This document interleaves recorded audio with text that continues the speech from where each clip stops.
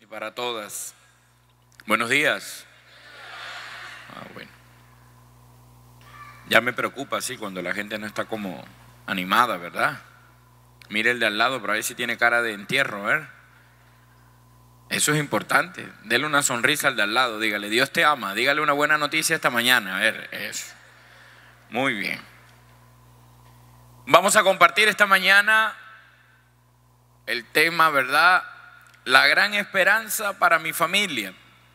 Nos hemos reunido en este congreso este año con el lema, ¿verdad? La gran esperanza, todo es posible para el que cree. Y vamos a trabajar esta mañana eso, la gran esperanza para mi familia. Y yo les decía ayer que yo tengo la práctica de que cada vez que voy a preparar un tema de lo que me pidan, ¿verdad? Yo todo lo baso en la Sagrada Escritura. Para mí la Biblia contiene respuesta a todas nuestras inquietudes. Alguna vez en un lugar me invitaron a predicar y no volví más. Debe ser que no me fue tan bien, ¿verdad? Pero me mandaron a predicar sobre la educación de los hijos y me mandaron un mamotreto así, ¿verdad? De un libro de psicología. Y yo dije, no, a mí me tiraron a matar, ¿verdad? Porque si me mandan ese libro es para que predique y no vuelva más. Pero yo no puedo predicar de eso. Es más, yo estoy estudiando psicología. No voy a hablar mal de los psicólogos, porque hablo mal del gremio. Yo en este momento estoy realizando estudios de psicología en una universidad allá en el pueblo donde vivo. Pero yo decía, pues hablar de la psicología, pues eso lo está diciendo todo el mundo. Uno ve canales de televisión que salen psicólogos hablando de la educación en los hijos y a usted le dan muchas pautas para la educación en sus hijos. Pero la palabra de Dios también tiene para poder educar a los hijos. Entonces basé mi predicación en la Sagrada Escritura. Lo mismo esta mañana. La gran esperanza para la familia. Pues ¿cuál es la esperanza para la familia? Hoy está en la palabra de Dios. Y quiero que utilicemos, ¿verdad?, el texto de Juan 4, del 46 al 54. No les voy a preguntar si trajeron Biblia, ¿verdad?, para no causarme una úlcera estomacal. Pero de ahora en adelante, cada vez que usted venga a un congreso, tiene que traer la Biblia. Y si usted no va a venir al congreso, mande la Biblia. ¿Oyó? Pero la Biblia siempre tendrá que acompañarnos. Eso es parte de nosotros, la Sagrada Escritura. Padre, pero es que yo tengo en mi casa esa Biblia grandotota. Pues tráigase esa, aunque ocupe 3 puestos, pero tráigasela.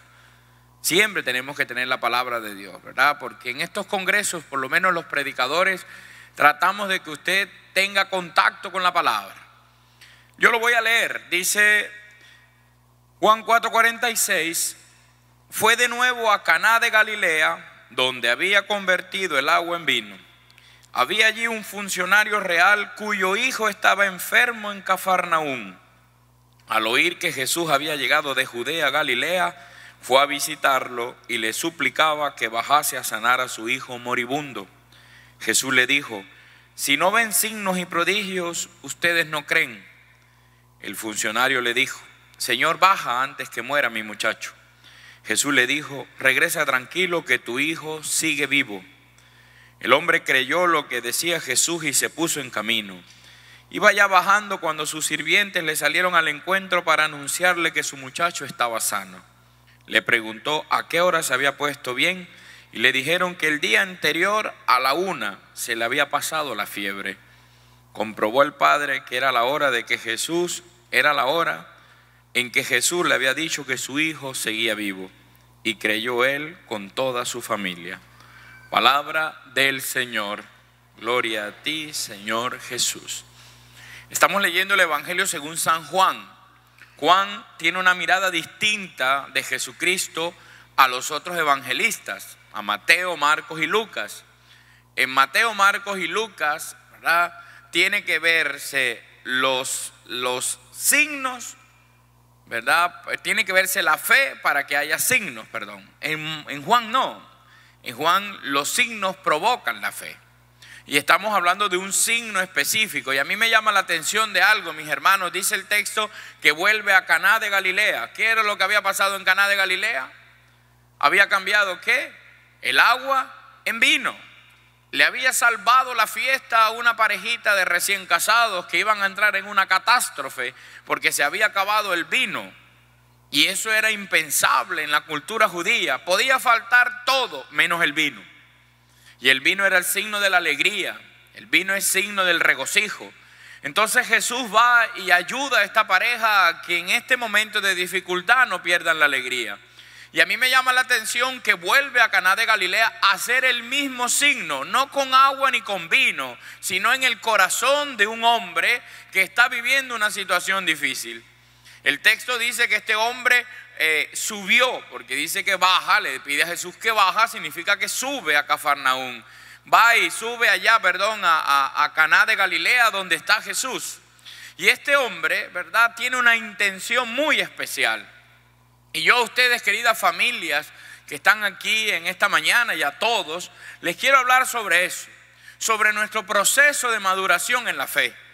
Nosotros ya vamos dando pasos serios en la vida, cada uno de nosotros en nuestras propias realidades, en la manera en cómo vivimos, en la manera como estamos, desde el ministerio sacerdotal o de cada uno de los ministerios en los que sirve. Uno tiene que empezar a dar procesos de maduración en la fe. Si no, vamos a vivir simplemente todo superficial. Y ya les había dicho ayer, ¿verdad?, de lo mal que le hace a nuestro mundo un cristiano superficial. Un cristiano que uno no sabe si está o no está, ¿verdad? Hay un texto donde dice que van 4 amigos llevando a un paralítico, ¿verdad? ¿Se acuerdan de ese texto? Que suben al paralítico por el techo. ¿Por qué? Porque no pueden entrar porque había gente hasta en la puerta, dice el texto. Y a mí me llama la atención eso, la gente que se queda en la puerta. ¿Cuánta gente se queda en la puerta de nuestros congresos? ¿Cuánta gente se queda en la puerta en la iglesia? Y que quedarse en la puerta es fácil porque uno se esconde, ¿verdad? El que llega tarde siempre se queda en la puerta, ¿sí o no? Y se esconde del Padre. Allá mi parroquia tiene unas columnas que ahora en la remodelación yo se las voy a quitar porque la gente, para que yo no los vea, se esconden detrás de la columna. Como llegan tarde, ¿verdad?, entonces se esconden detrás de la columna. Pero ¿quiénes son la gente que se queda en la puerta? No simplemente los que llegan y se quedan en la puerta físicamente. Son la gente que ni están adentro ni están afuera. Son la gente con las que uno no cuenta. Son la gente que hacen retiros y después de un tiempo se baja la moral, ¿verdad? Como los globos que deshinchan. Así mismo pasa con mucha gente superficial, de retiro, de alabar. Hay gente que va a los retiros a todos lugares, ya les digo, pueden tener escarapela de todos los retiros a los que han ido, pero no pasa nada en la vida, porque simplemente nos quedamos superficialmente con la experiencia de Jesús. Y en Jesús uno tiene que empezar a nadar profundo, uno tiene que ir sumergiéndose, ¿verdad? Como dice el profeta, que dice que se metió a la corriente y llegó a 500 metros y le daba el agua por los tobillos, después por la rodilla, después de la cintura, hasta que después lo cubría. Así tiene que ser la experiencia de Dios de cada uno de nosotros. Tenemos que ir sumergiéndonos en la experiencia de Dios hasta que esta experiencia nos cubra totalmente. Si no, vamos a estar viviendo en la puerta, no nos vamos a comprometer. Uno va y le dice, hey, ¿qué pasa con el hermanito, verdad? No, ese nada más aparece de congreso en congreso. Uno allá en la parroquia, ¿verdad? Nosotros le llamamos a este animal, yo no sé cómo le llaman ustedes en sus países, a este animal que cuando hay un animal muerto llegan y lo destrozan, ¿verdad? Sí, esas carroñas, ¿verdad? Yo no sé cómo le llaman, nosotros le llamamos gayotes. Los gayotes son esos animales negros que llegan y cuando ven un animal muerto se lo comen, ¿verdad? Pues en la misa, en la iglesia tenemos gente de vocación de gayotes, porque nada más van a la iglesia de muerto en muerto.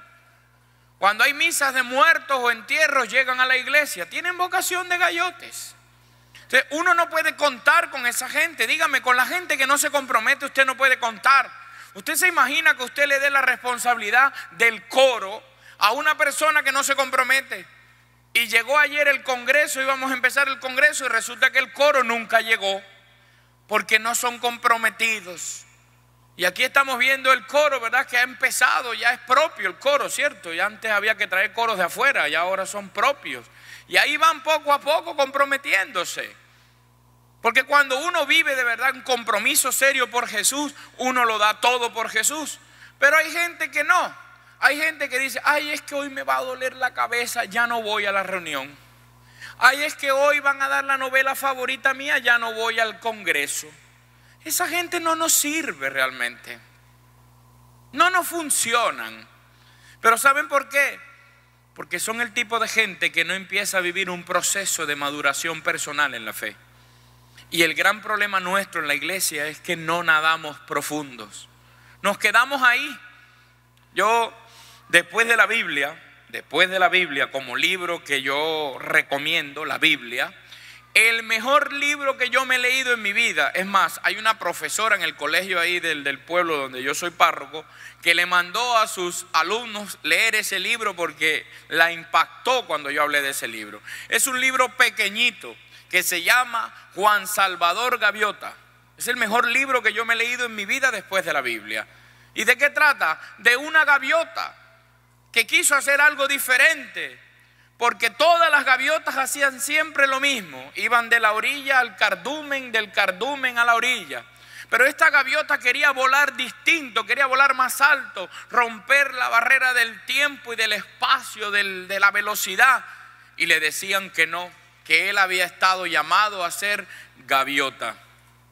Y lo desterraron y lo echaron de la bandada porque quería hacer algo diferente. Pero no se conformó con lo mismo.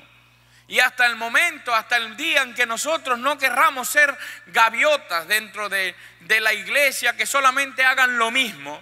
Hay gente que le tiene miedo a todo, a los cambios. Hay gente que cuando se propone algo diferente, siempre hay alguien que todo se opone, ¿verdad? Hay gente que nació en este mundo para decir que no a todo, aún sin argumentos. A esa gente, ¿verdad? Porque eso pasa en todos lados, ¿eh? No estoy describiendo a nadie aquí, afortunadamente eso pasa en todos lados. Pero hay gente en este mundo que vino a ser como la apéndice. ¿Ustedes saben para qué sirve el apéndice? Para nada. Para que el doctor te opere. Pero usted le pregunta a un doctor, a ver, analicemos para qué sirve el apéndice. Para nada, para que te operen. Hay gente en este mundo, en la iglesia, que vino a ser como el apéndice. Que no sirven para nada.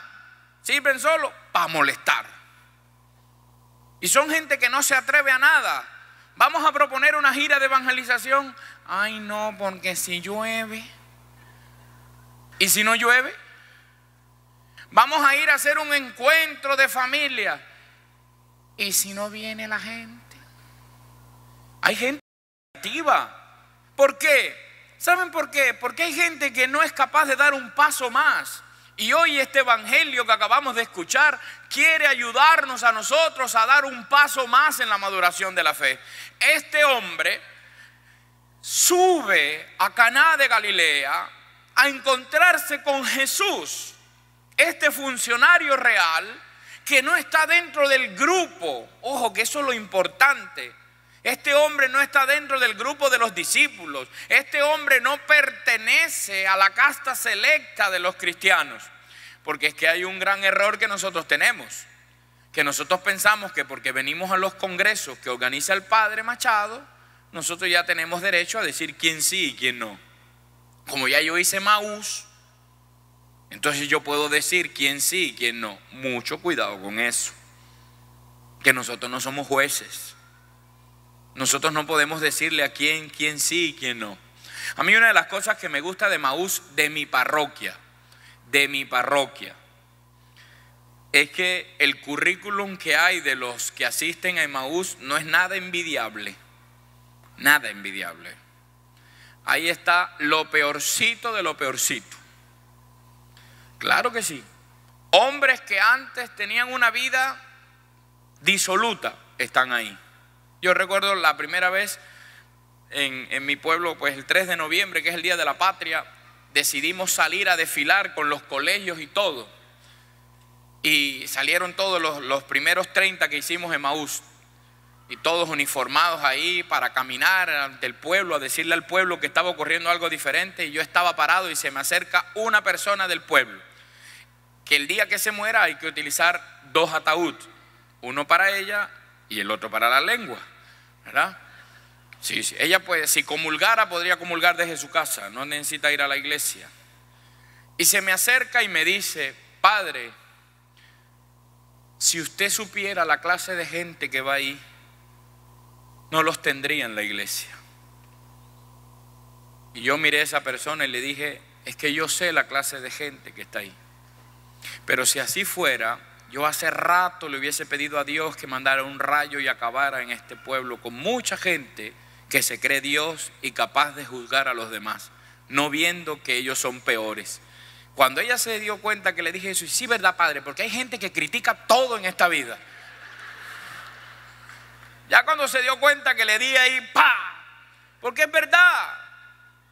Ah, miren quienes hacen Emaús y ahora se la pasan por ahí gritando, Jesucristo ha resucitado, en verdad resucitó. Y si yo lo conocía, padre, yo sabía lo que hacía. Claro que sí. Yo sé de la gente que yo tengo. Yo sé de los sinvergüenzas que yo tengo. Y ahora, después que hicieron Emaús, siguen siendo más sinvergüenzas que antes. ¿Saben por qué? Porque ahora no tienen vergüenza de aplaudir. Ahora no tienen vergüenza de gritar que Jesucristo ha resucitado. El problema, ¿verdad? Ah, sí, ¿verdad? A mí me dijo el padre que ustedes tienen un chip que desde que uno dice eso, ustedes contestan. Jesucristo ha resucitado. Y ustedes, ¿en verdad resucitó? Sí, eso es un chip que tienen. Los hipnotizaron con eso, ¿verdad? Yo sé la gente que yo tengo ahora. Y en estos días, predicando, y no quiero decir que los otros grupos no son mejores, porque habrá gente que diga, es que yo soy cursillista, entonces el padre a mí me ofende. No, yo no estoy ofendiendo a nadie. O yo soy catecúmeno, o de la Legión de María, o de no sé qué. Pero en mi parroquia, si Jesús volviera a mi parroquia, si volviera Jesús a esta tierra y fuera a mi parroquia, seguramente se quedaría en Emaús. Porque en Emaús volvió a encontrar a Zaqueo, a la mujer adúltera, a la samaritana, a los pecadores. Una de las cosas que a mí me gusta de Emaús es que son gente que vivió una vida sin Dios y conoció a Jesucristo en este retiro y su vida cambió para siempre. Por eso yo defiendo a Emaús a capa y espada. Por eso siento que la respuesta más grande que Dios le dio a mi vida en la parroquia es Emaús. Y por eso yo me siento orgulloso de ser de Emaús. Porque he visto familias cambiar. Gente que, miren, les voy a contar un testimonio. Había un hombre de los de Emaús, que hay hombres buenos, hombres malos, sinvergüenzas, y él. Para que ustedes se den cuenta lo que era. Él llevaba a su esposa los jueves a la hora santa, la dejaba en la puerta de la iglesia, y mientras su mujer iba a orar, él se iba a ver con otras mujeres. Y así fue por mucho tiempo. Y esta muchacha venía llorando a hablar conmigo, porque es una muchacha buena, y lloraba y lloraba y lloraba. Bueno, es mujer, lloraba, ¿verdad? Y lloraba y lloraba y lloraba, padre. Y yo le decía, no dejes de orar, no dejes de orar. Y cuando pasa Jesús y te lo pongo enfrente, tócalo por él. Y le daba y le daba y le daba. Un jueves, cuando iba saliendo de la casa, le dijo, hoy voy a ir a la hora santa contigo. ¿Y qué hizo ella? Lo mejor que sabía hacer, llorar y llorar y llorar. Lloraba porque no iba y ahora lloraba porque iba. Ella todo lo arremata llorando, ¿verdad? Y lo llevó a la hora santa. Y ella feliz, y cuando pasé con el Santísimo lo tocó. Él lo tocó, yo se lo dejé ahí porque yo ya sabía todo. Y se lo dejé ahí para que lo tocara. Ese día yo anuncié el primer retiro de Emaús de hombres. Y terminada la hora santa se acercó a decirme, yo voy a hacer el retiro. ¿Qué hizo la esposa? Lloró, lloró y lloró, ¿verdad? Se fue a hacer el retiro. Hoy en día, miren, cuando él regresó y ella lo vio que entró a la iglesia, porque nosotros entramos cantando, he decidido seguir a Cristo. Y cuando él la veía, al final se me acercó y me dijo, padre, ¿dónde está mi marido? Yo le digo, velo ahí. No, ese no es. Mi marido no aplaude, no canta. Siempre que le voy a pedir un favor en la casa me dice que le duelen las piernas y ahí lo veo saltando. Y yo, ahí está Jesús, ese Jesús. Un día me llama como a las 3 de la mañana ella, llorando. Dice, padre, es que no quepo en mi ser, porque mi esposo se acaba de levantar para decirme me voy que me toca estar ante el Santísimo. Esta era la hora en que se levantaba a hacer sinvergüenzuras. Y ahora mi esposo se levanta a adorar a Jesús. ¿Quién fue? Jesucristo a través de Emaús. Y ustedes lo ven ahora, es una familia comprometida. Él estaba casado anteriormente. Entonces ellos no están casados, todavía no pueden recibir el matrimonio. Pero ellos, todas las parejitas de Emaús que yo tengo que no pueden comulgar, vienen así como muchos de ustedes. Eso lo aprendí yo aquí en Estados Unidos. Pero muchos de ellos se levantan y vienen así a que si no pueden recibir el cuerpo de Cristo, por lo menos sí pueden recibir el abrazo de aquel que hace las veces de Cristo en la tierra, que es el sacerdote. Y se sienten ahí involucrados. Y están viviendo una vida diferente. Miren, él compró un carro nuevo y llegó a la parroquia a que yo se lo bendijera. Y después que lo bendije me dio la llave y me dijo, este carro es de la parroquia. Todo lo que usted necesite para la parroquia, aquí está el carro. Y están viviendo una vida diferente. Y su esposa quiso hacer Emaús. Dijo, padre, es que yo quiero hacer Emaús porque yo quiero ver lo que le cambió la vida a mi esposo. Por eso yo defiendo Emaús. No será la última Coca-Cola del desierto. Tendrá sus defectos, claro que sí. Como todo movimiento en la iglesia tiene sus defectos. ¿Cuál es el mayor defecto de Emaús? La falta de compromiso de muchos de nosotros. Que no vamos a las reuniones. Pero por lo demás, Emaús es un movimiento como todos. Pero es una secta porque uno le pregunta a los hermanos, pero cuénteme. Y ellos dicen, no se puede decir nada. Pues es verdad. Aquí dice que ven y vívelo. Porque si te echo el cuento ya te quedas con eso. Pero si tú lo vives vas a ver la experiencia. Allá en Barranquilla, en Colombia, cuando hacen los carnavales dice, el que lo vive es el que lo goza. Pues usted quiere vivir en Emaús, vaya a Emaús. 27, 28 y 29 de octubre es el próximo de hombres, que ya me invitaron a venir. Venga y haga Emaús. Dele la oportunidad a Jesús de que haga algo diferente en su vida. Pero para eso hay que vivir un proceso de maduración en la fe. Este hombre nos enseña eso. ¿Qué es lo primero que va a buscar? ¿Qué busca este hombre de Jesús? Este funcionario real, ¿qué busca de Jesús? La sanación de su hijo, exactamente. Llega y le dice a Jesús, es que yo sé, tiene fe en aquel que puede sanar a su hijo. Y nosotros tal vez estamos aquí porque sí tenemos fe en que Jesús puede sanar nuestra vida. Claro que sí. Y es un proceso. Vamos a ver un proceso. Primer paso de este proceso, tener fe en que Jesús puede sanar. Eso es importante. Usted tal vez me ha dicho, padre, que mi esposo, mi esposa, pues usted tiene que tener fe que Jesús puede ser capaz de cambiarle el corazón. Yo he visto muchos de esos hombres que hay en mi parroquia. Muchos. Hay uno que tiene un año con abril, mayo, junio, julio, agosto. Un año, 4 meses que dejó de tomar licor. Era alcohólico, ya perdido, su familia ya no sabía qué hacer. Y alguien lo invitó al retiro de Emaús. Porque alguien creía que Jesús sí podía. Tiene un año con 4 meses. Por eso yo quité de todas las fiestas que se hacen en Emaús el licor. Prohibido. Ni el vino. ¿Por qué? Porque hay hermanos que están pasando eso y vamos nosotros a propiciar. Venga, vamos a celebrar porque usted ya no toma. Bueno, vuelve a la misma. No. Y él dice, yo no tomo ni malta, padre. Desde que decidí conocer a Jesús en Emaús. Porque lo primero que quería la familia que era que Jesús sanara el corazón. Y tal vez usted, al igual que este hombre, usted y yo hemos querido muchas veces que Jesús sane el corazón. Yo llegué a la parroquia, e inmediatamente llegué a la parroquia, me fui a vivir en una casa alquilada. Yo vivo en una casa alquilada. Y los vecinos, ese mismo, como 2 o 3 días después que yo llegué a mudarme, una fiesta. Pero con qué escándalo. Un poquito más y parecían carismáticos, escandalosos así, de verdad. Los carismáticos son escandalosos. Y yo decía, ¿a dónde me he mudado? ¿Será que esto será así todos los fines de semana? Fiestas.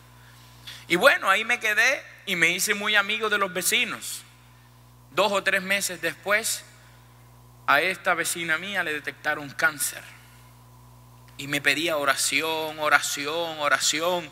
Y claro que yo quería que el Señor la sanara, y en mis horas santas, las mías no, las de Jesús, pero las horas santas que hacía en la parroquia, yo le pedía al Señor sanación y oraba por ella. Porque tal vez nosotros eso es lo primero que queremos de Jesús, la sanación. Y sí se puede dar. Pero el Señor quiere que aprendamos a madurar. Y no solamente en el tema de la sanación, el tema de las familias. Usted tal vez como familia está atravesando un momento difícil.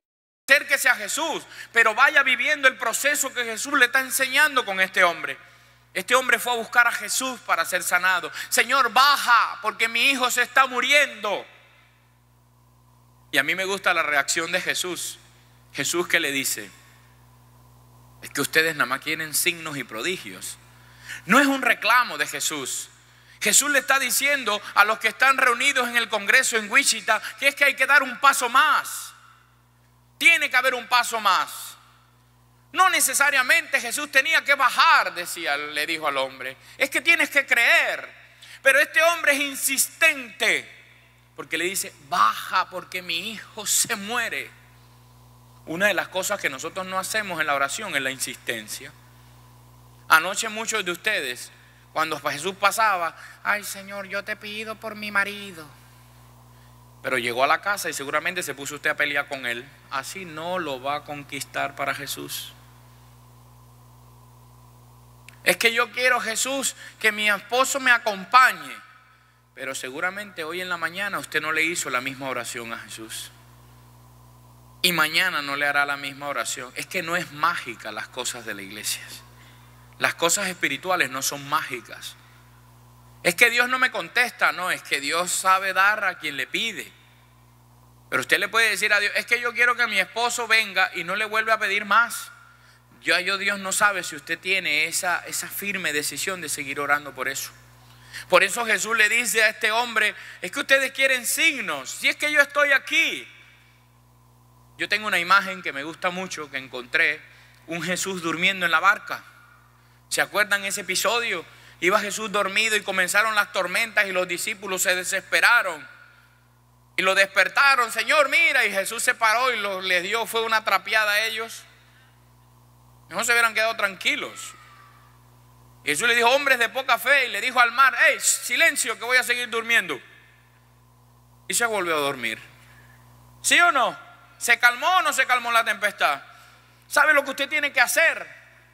Dice uno de los evangelistas que Jesús iba dormido sobre un cojín. Pues usted coja ese cojín y acuéstese al lado de Jesús. ¿Para qué se va a mortificar usted por la tormenta si está al lado de aquel que le puede causar la paz? Pero nosotros nos desesperamos. Y yo por eso tengo esa imagen. Y yo cuando tengo problemas, me acuesto al lado de Jesús. Y yo le digo, si se hunde, nos hundimos los dos. Jesús quiere hacerle la invitación a usted a que se acueste a su lado en medio de la dificultad. Nosotros nos desesperamos, nos preocupamos. Mañana yo tengo que volver a Panamá. El vuelo sale a las 6 de la mañana, ¿verdad? ¿A qué hora sale el vuelo? Entonces, ¿para qué me voy a preocupar desde ahora por el vuelo si hasta que no llegue mañana a las 6 de la mañana no sale el vuelo? ¿Sí o no? Entonces pierdo todo este día para vivirlo intensamente, preocupado por el mañana que no sé ni tan siquiera si va a llegar. Este hombre va e insiste. Sí, Señor, yo sé todo lo que tú me estás diciendo, pero es que yo en ti vi algo diferente. Y yo quiero que bajes a curar a mi hijo. Nuestra oración tiene que ser insistente. Hay que calentarle las orejas a Jesús. Hay que hacerlo. Eso es como mi sobrina, ¿verdad? Yo tengo una sobrina que yo quiero mucho. Ya le digo, Dios al que no le da hijos, el diablo le da sobrinos. Y cuando mi sobrino era niña, era más pequeñita, ¿verdad? Y quería que yo la llevara, bueno, esa propaganda después la pagan, en las McDonald's. ¿Y ustedes qué creen que hacía? Daba, y tío. Como era niña insistente, ¿qué terminaba yo? Pues la terminaba llevando allá porque si no me iba a desesperar. Usted hace eso en la oración. Usted le insiste al Señor continuamente en la oración. Este hombre primero tiene fe en que Jesús le puede sanar. Usted tenga fe de que Jesús pueda resolver el problema en su familia. Téngalo. Pero ese es el primer paso. No se quede solo con eso. Segundo, miren lo que dijo Jesús. Vete que tu hijo ya está vivo. Está sano. ¿Le dijo, vete que tu hijo sanará? No. Le dijo que ya está sano. Ese hombre tenía mucha fe, porque se demoró un día para llegar ante Jesús. Y ustedes se imaginan un día caminando, llegar ante Jesús para que Jesús le dice, no, devuélvete que no hay problema. Yo me agarro a puño con Jesús. Todo lo que tuve que caminar, lo que tuve que pasar para que mejor me hubiera escrito un WhatsApp. Jesús me hubiera mandado un WhatsApp, yo me ahorro un día de camino. ¿Sí o no? Este hombre llega, le suplica a Jesús que le sane al hijo. Baja porque mi hijo se muere. Y Jesús lo único que dice es, vete porque tu hijo está sano. No sanará, no, está sano. No es una promesa, es un hecho real. Dice el Evangelio según San Marcos que si tú le pides al Señor con fe, sabiendo que Él te va a dar lo que le pides, Él ya te lo dio. Pero nosotros no creemos eso. Nosotros queremos que pasen cosas extraordinarias. Para poder creer se tiene que abrir el techo de este lugar y que baje Diosito mismo para que yo crea. Eso es lo que a nosotros nos gusta. No creemos en la palabra. Si Jesús le dijo a este hombre, vete porque tu hijo está sano. Ah, no, Señor. Yo vine, caminé una hora, un día y tú te tienes que venir conmigo porque eres tú. Y eso pasa muchas veces. Hay mucha gente que de repente viene y le pide al cura, padre, que ore por mí. O padre, pida a usted. No, pues si ahí está Jesús. Anoche era la oportunidad de su vida para pedirle todo a Jesús. Yo no. Yo no tengo el poder que Jesús tiene. Yo no tengo poder de curación, gracias a Dios. Porque eso es un problema. Porque entonces la gente te busca es por eso. Ay, el padre Raúl sana. No, yo no sano. El que sana es Jesús. Que hay veces que Jesús me ha regalado eso y yo me peleo con él. Yo le digo, a mí dame todos los dones menos ese. Porque eso es un complique. Porque a la final la gente te busca es por eso y no busca a Jesús.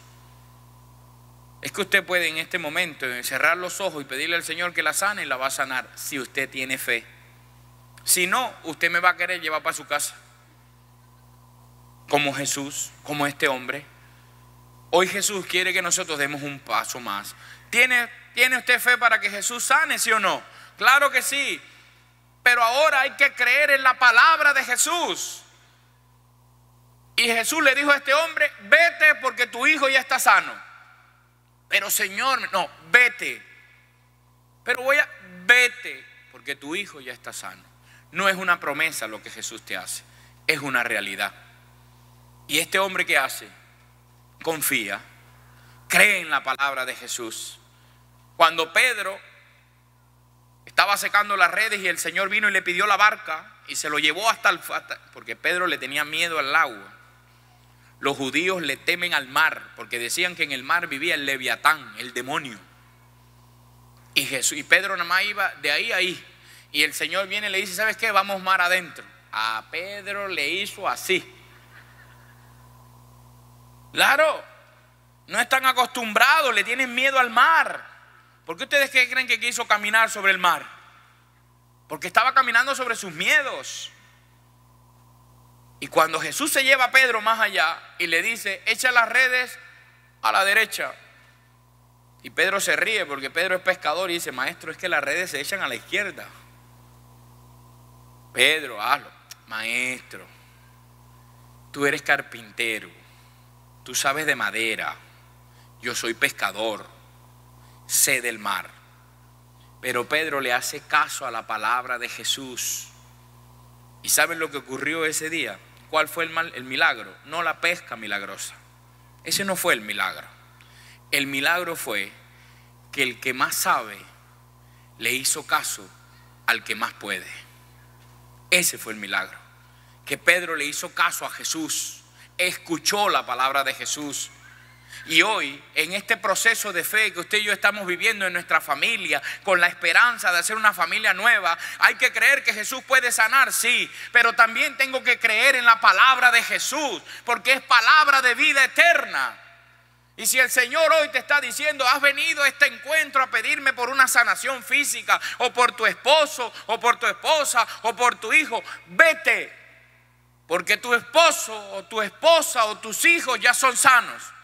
Pero tiene usted que creerlo. Si usted no lo cree, va a dudar. Y la duda no cabe en el proyecto de Dios. Pídaselo con fe. Ya no busque a Jesús solamente porque pueda sanar. Búsquelo porque tiene palabras de vida eterna. Y este hombre se fue, se regresó, creyó que era verdad, porque él sabía que Jesús tenía algo diferente. Ese es el gran problema nuestro, la fe. Nosotros no tenemos más ningún otro problema. No tenemos problemas de más nada, sino de fe. No le creemos a Jesús. Somos cristianos buenos levantando la mano, cantando, orando, háyala, y todo lo que ustedes quieran. Pero no somos buenos para creer en el Señor. No le creemos a Jesús. Si mi Jesús dice que sí, es sí. Yo un día yo tengo problemas de tensión alta. Eso lo heredé de mi mamá. Yo sufro de tensión alta. Y llevaba como 15 días con un dolor de cabeza impresionante. Y eso me ponía era como una migraña realmente. Y fui a hacer la hora santa y yo le dije al Señor, es imposible que yo le pida a la gente que crea y yo no creer. Y le dije a Jesús ese día, ¿sabes qué? Yo creo que tú me puedes sanar esto. Sana este dolor que tengo, Señor. Y comencé a pedírselo. Y comencé a hacer la hora santa. Cuando terminé la hora santa le dije a la gente, ¿saben qué? El primer testimonio de sanación lo voy a dar yo. A mí se me quitó el dolor de cabeza en la hora santa. Y eso hace como 2 meses. Y de 2 meses para acá, a mí no me ha vuelto a dar más nunca un dolor de cabeza. Porque yo creí ese día en la palabra de Dios. Yo dije, imposible que yo le diga a la gente que crea en el poder de Jesús y yo soy el primero que no lo hago. A mí este hombre me enseña hoy a dar un paso más. Es que ahí está el tema. Creer en la palabra de Jesús significa dar un paso más. Ya no creo porque Jesús tenga poder. Ustedes se acuerdan, habían 10 leprosos y comenzaron a gritarle, maestro. No le dijeron Señor, le dijeron maestro. Maestro, sánanos. ¿Y qué hicieron? Él le dijo, vayan. Y se fueron. Y cuando iban de camino, fueron curados. Solo uno se devolvió a decirle, gracias Señor. Y era samaritano, dice el texto. ¿Por qué? Porque eso pasa hoy en día. La gente anda buscando de Jesús las curaciones. Saben que Jesús puede sanar, pero no quieren más nada. Yo conozco mucha gente que se ha levantado, he visto gente que se ha levantado de sillas de ruedas, ciegos que han sido curados, cojos, de verdad he visto a mucha gente curarse. Pero también he visto mucha gente que curada se va de la iglesia, porque solo buscaban eso de Jesús. No se atrevieron a dar un paso más, solo querían la sanación, pero no creyeron en su palabra. Y nosotros hoy estamos llamados a ser familias que crean en la palabra de Jesús. Miren que este hombre quería que Jesús fuera a su casa, pero Jesús le dijo, vete porque tu hijo ya está sano. Se lo dijo como hoy, como presente, como el tiempo de Dios. Nosotros no vemos el tiempo de Dios. Nosotros todo lo medimos por este tiempo, ¿verdad? Y algunos comienzan a decir, uy, el padre ya lleva hablando como 40 minutos. Y ya uno se cansa. El padre, como él no está sentado, y ya usted dejó de escucharme hace rato. Porque todo lo medimos por este tiempo. Va uno a una fiesta y se queda 3, 4, 5 horas y ahí uno no se cansa. Pero para las cosas de Dios va uno a la iglesia y uno dice, ay, a mí me gusta ir a la misa allá porque es que el padre nada más dura 35 minutos. El otro no es, se demora, habla 1 hora, ay, no. 168 horas tiene la semana y la gente nada más le da una al que dio la vida. Nosotros somos mediocres. Ustedes no, porque ustedes le han dado bastante este fin de semana. Pero la mayoría de la gente es mediocre. 1 hora. Y hay gente que no quiere 1 hora. Y hay gente que cuando uno va a misa hace gestos para que el Padre termine. Sí, no es la verdad. Usted va a ciertas iglesias y usted escucha al pueblo así como los de Wichita, que cuando buenos días, no se les escucha, pero van a la misa y ustedes saben cuál es la única parte de la misa que se dice con voz potente, que se estremecen las paredes. Cuando el Padre dice, pueden ir en paz. La gente dice fuerte, demos gracias a Dios. Esa es la parte que más fuerte se oye en la misa. Porque a nosotros no nos gustan las cosas de Dios. Vamos a misa por obligación. Ojalá la misa durara 3, 4 horas.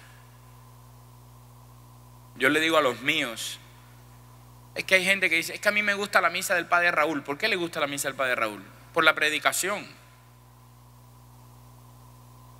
Es que no me gusta la misa del otro padre.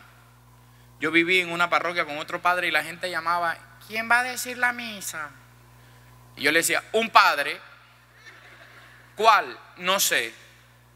Porque había gente que decía eso, es que a mí me gusta la misa de tal padre o de tal padre. Mire, si usted piensa así, tiene que confesarse. Y ojalá lo pueda hacer con el mismo padrecito al que usted detesta. No, ¿sabe por qué? Porque usted está pecando. Le voy a decir por qué. Porque la misa no es bonita por la predicación. La misa es bonita porque puede ser el Papa Francisco o este cura de tercera, que soy yo, que en el momento que ponemos nuestras manos sobre el pan y el vino, el Espíritu Santo transforma y aparece el cuerpo y la sangre de Jesús. Por eso la misa es bonita. No importa el padre que la celebre. No importa. Es bonita porque yo, poniendo mis manos sobre el pan y el vino, el Espíritu Santo los transforma en el cuerpo y la sangre de Jesús. Y eso solamente lo puede hacer el sacerdote. Usted puede refunfuñar por todo el padre que usted quiera. Usted puede hacer todos los retiros de Maús que quiera, puede ir a todos los retiros que quiera, puede cantar en todos los coros que quiera, pero usted jamás podrá hacer presente en el pan y el vino el cuerpo y la sangre de Jesús, y solo lo podrá hacer el sacerdote. Por eso usted tiene que amar el sacerdocio más que al sacerdote. Ojo, no digo que no haya que amar al sacerdote. Aquí entre nos, el padre Machado lleva mucho tiempo en la parroquia, ¿verdad? Ya está clavado ahí. Pero el día que el señor obispo decida que el padre se tiene que ir de la parroquia, pues usted va a agradecerle a Dios el ministerio del padre, y cuando nombren a otro padrecito, usted lo va a amar igual. Usted va a agradecer la vida del padre Machado, claro que sí, hizo muchas cosas, pero el que viene seguirá siendo lo más grande, lo más importante. Hará presente a Jesús en medio de la comunidad. Eso es entender el verdadero misterio sacerdotal, porque si no, yo me creo indispensable. Es que si no soy yo, nadie hace esto. Si no soy yo, nadie hace esto. No. Hay padres como el padre Machado y como yo, tenemos muchas cosas parecidas. Hacemos muchas locuras para Dios. Pero hoy necesitamos que la gente ame más el sacerdocio que al sacerdote. Amar al sacerdocio significa que no importa el padrecito que tengamos, hace el milagro más grande que hay. Hacer presente a Jesús. Eso ya es comenzar a dar pasos de maduración en la fe. Y el tercer paso que da este hombre, ¿saben cuál es? Cuando llega a la casa, cuando va de camino, los sirvientes le salen y antes que pregunta, mira, tu hijo está curado, él no se alegra por eso. ¿Saben lo que pregunta? ¿A qué hora fue la curación? ¿Y qué le dijeron? Ayer, a la 1 de la tarde, a la misma hora que Jesús le había dicho, vete, que tu hijo está sano. Miren el proceso de este hombre. Este hombre tiene fe en que Jesús puede sanar. Después tiene fe en la palabra de Jesús porque se va. pero ahora tiene fe en la persona de Jesús, porque comprobó que lo que este hombre al que fue a buscar para ser sanado su hijo, en el que creyó porque tenía palabras de vida eterna, sí hizo lo que había dicho. Por eso creyó él y toda su familia, porque ya no es solo lo que puede hacer Jesús, creyó en Jesús. Yo les decía ayer una frase que a mí me gusta mucho. Muchas veces queremos buscar los milagros del Señor, pero hoy tenemos que aprender a buscar al Señor de los milagros, al que lo puede hacer todo, al que hoy te dice: vete de aquí, que tu esposo ya va a creer, que tu hijo ya creyó, que tu enfermedad ya está sana. Pero hay que creerle. No hay que esperar: ay, me decepcioné porque es que yo pensaba que el retiro de este año era de sanación. ¿Cómo que no? Anoche alguien tuvo que haberse sanado, yo lo sentí. Alguno en la hora santa fue sanado, que no se haya dado cuenta es otra cosa. Yo estaba en Bolivia y comencé a orar, y yo comencé a tener un dolor en esta rodilla. Y de verdad yo fui lastimado en el seminario jugando fútbol. Y me dolía. Yo decía: ¿será la rodilla? Y yo oraba, y mientras más oraba era el dolor más fuerte en la rodilla. Y yo le decía al Señor: ¿pero qué pasa? Y yo me empecé a dar cuenta por dónde venía el Señor y le dije: no nos vamos a complicar la vida. Aquí me aguanto este dolor, pero no voy a decir nada. Y mientras más oraba, más fuerte, y yo sentía un dolor, pero espantoso. Y yo le dije al Señor: Señor, ¿de verdad? Y Él me dijo: sí. Y yo dije: el Señor en este momento está sanando a alguien aquí de una rodilla. Y cuando dije eso, se me desapareció el dolor. Y en los testimonios una persona se levantó y dijo: yo fui sanada de una rodilla. Y yo dije: Señor, si va a ser la cosa así, no hagamos negocio, porque después el día que quiera sanar a alguien de la cabeza me va a doler la cabeza. Pero a mí el Señor me ha regalado la posibilidad de orar por sanación, poniéndome en el lugar donde me duele. Y eso lo dije ese día. Pero ¿saben por qué fue? No fue por mí. Es que cuando yo escuchaba a la señora dar testimonio, decía: yo venía convencida de querer estar con Jesús. Y por eso Jesús la premió con la sanación, porque no la buscaba. Ella no quería la sanación, quería estar con Jesús. Y cuando nosotros nos dispongamos a querer estar con Jesús, el Señor va a sanarnos. Por eso este hombre nos enseña a nosotros un camino de fe, de pasar, de querer buscar a Jesús porque sana, de creer solo que tiene palabras, a querer estar con la persona. Y miren lo que hizo que este hombre confesara el poder en la persona de Jesús: arrastró a su familia. Si usted de verdad tiene fe en la persona de Jesús, usted va a arrastrar a toda su familia, porque eso se le va a salir por los poros. La fe se contagia, y lo dice el Papa Benedicto XVI. La fe tiene que contagiarse. Por eso necesitamos eso, mis hermanos. La gran esperanza para nuestra familia, ¿cuál es? Simplemente creer en la persona de Jesús y darle gracias, aunque no haya recibido la sanación, aunque no me haya dado lo que yo le pido, pero está conmigo, está a mi lado. Este hombre nos enseña eso, a creer. ¿Cuándo fue eso? Ayer. Porque Jesús dijo: vete, que tu hijo está sano. Este hombre comprobó que lo que Jesús dice es cierto. Nos hace falta creer un poquito más en que el Señor lo que tiene para ti y para mí, como dice el hermano aquí, verá, cuando les motiva, ¿qué es lo que dice? Dile al hermano de al lado que ¿qué? Va a pasar algo, viene algo mejor. Pues el que cree en Jesús, el que acepta a Jesús en su corazón, algo mejor va a pasar en su vida. Amén.